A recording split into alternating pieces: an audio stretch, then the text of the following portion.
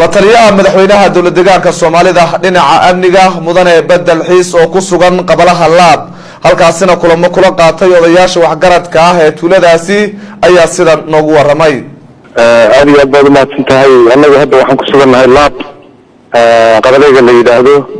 waxaan ka soo baxnay magaalada Jijiga anagu ahayn erga madaxweynuhu u soo diray maartay hawsha Laab ka jirta ama maartay xaaladda Laab waxaan soo gaarnay galabtaan soo gaarnay Laab waxaana loo soo dhaweeyay aad iyo aad u qurux badan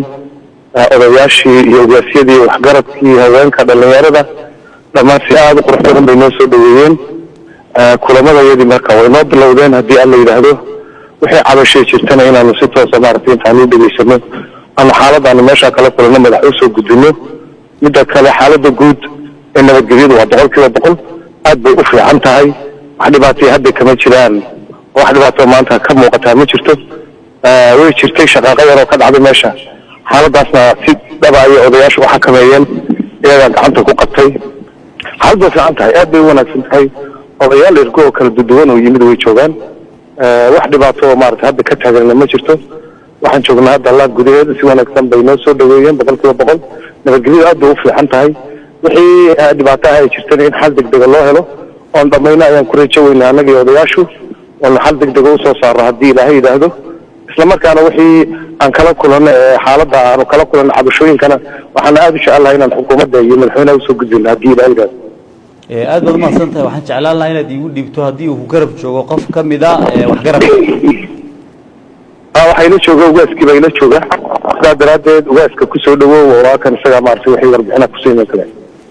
ugaas ku soo dhawow marka hore adoo magacaaga ku bilaabaya bismillahir rahmaanir rahiim aniga magacayga waxa weeye ugaas Mirsal Sheekh Ali Sheekh Musawiyi alxamdulillaah rabbil caalamiin waan soo gaaray naftii oo soo diray madaxweynuhu si firfircoon oo aan u aragnay in hawshu ka go'an tahay inay ka go'an gaaraan way nooga muuqatay wajigoodu anana waan ka soo wareynay iyaga oo waxaan ku talagalay dhibaatada dhacday